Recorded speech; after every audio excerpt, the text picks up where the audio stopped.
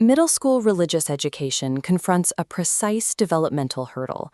Students must transition from childhood compliance, simply following instructions, to independent adult moral agency, where they make ethical choices autonomously. To navigate this gap, the Muslim Legacy series employs a deliberate 3-year pedagogical architecture. It maps a clear trajectory from that early compliance to a fully integrated identity by the end of 8th grade. Before examining the methodology, we look at the baseline rigor. This certificate of scholarly review confirms the curriculum aligns with mainstream Islamic scholarship, authenticating the core theological text. With the theology authenticated, the curriculum operates on a strict dialectic.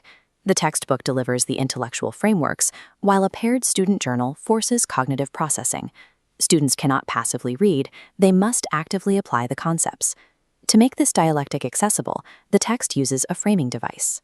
An avatar named Grandpa Siddiqui serves as the narrator, grounding complex theological and ethical questions in an approachable, relational tone. Character education often treats moral development as a byproduct of theology.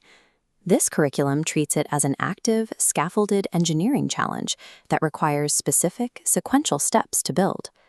This pyramid represents the 3-year structure. Grade 6 establishes the base, laying the bedrock of basic Islamic thought, belief, and character, or akhlaq. The textbook provides clear, unambiguous definitions, outlining exactly what virtues like sidq, honesty, mean, and detailing the 6 articles of faith. Abstract definitions fail at this developmental stage without concrete repetition. The curriculum recognizes that early middle schoolers need physical routines to internalize theoretical concepts. This side-by-side comparison shows how the student journal bridges the gap. The textbook defines akhlaq, but the journal forces the student to rate their own honesty on a scale of 1 to 5 and commit to a 2-week tracking plan to improve it. The reflection at this level is intentionally localized. Students evaluate immediate actions, like checking intentions before studying or analyzing their interactions with siblings. The teacher's manual reinforces this scale. Educators are instructed to use highly relatable, concrete scenarios to establish daily consistency over philosophical complexity. Grade 6 roots theological concepts into physical habits. It creates the required muscle memory for the more demanding intellectual work that follows. In Grade 7, the psychology shifts. The curriculum moves students away from mimicking behaviors, forcing them to interrogate the underlying principles. The definition of character evolves, testing virtues under peer pressure and introducing the necessity of moral courage in social situations. To handle these social tests, the Grade 7 textbook introduces a new intellectual framework, Maqasid al-Sharia, or the objectives of Islamic law, giving students a system to evaluate complex actions. This matrix from the Grade 7 journal requires students to deconstruct their own decision-making.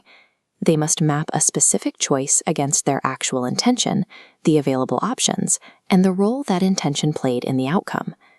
To make this work, the teacher's manual implements a radical shift. Educators are explicitly instructed not to provide single right answers to class discussions. Facilitating unresolved ethical dilemmas forces adolescents to weigh competing values. They must struggle with the ambiguity to develop independent moral reasoning. By removing the safety net of easy answers, Grade 7 forces students to internalize their faith as a functional decision-making engine rather than a passive list of rules. Grade 8 pivots outward. The objective is to treat the Islamic worldview as a fully integrated system applied directly to society. The concept of ibadah expands, transitioning from a scheduled activity into a comprehensive mode of being governing all interactions and responsibilities. Character is now tested systemically.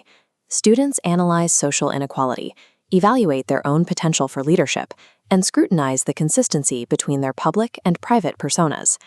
This Grade 8 prompt transforms the journal from an analytical tool into a preparatory manifesto. It asks students to audit their environment. Who benefits from the status quo? Who is harmed? What concrete actions will I take? The teacher's strategy makes its final shift here. The educator steps back from the role of facilitator and operates as a consultant. This consultative approach helps students navigate the friction of maintaining an Islamic identity in secular environments. They must formulate their own positions and defend them. Grade 8 intentionally introduces this social friction. It tests and hardens the student's identity before they leave the controlled environment of middle school. The completed model shows how habit, principle, and systemic application build sequentially. This architecture aims to produce a graduate across 4 target dimensions. First, intellectual cohesion. The student holds a coherent, integrated worldview. Second, moral consistency. Their character holds firm across contexts. Third, social engagement. They interact confidently without superiority. Fourth, spiritual growth. They possess the self-awareness to develop faith independently. The textbook presents 3 final questions as the ultimate metric for this pedagogy. Question 1 asks, do you know and can you explain what you believe when challenged? Question 2 asks, is the person you are in private the same person you are in public? Question 3 asks, does your faith make you more useful to the people around you or less? By mapping theology to praxis over 3 years, this curriculum ensures these questions are answerable. It engineers students with true, resilient moral agency.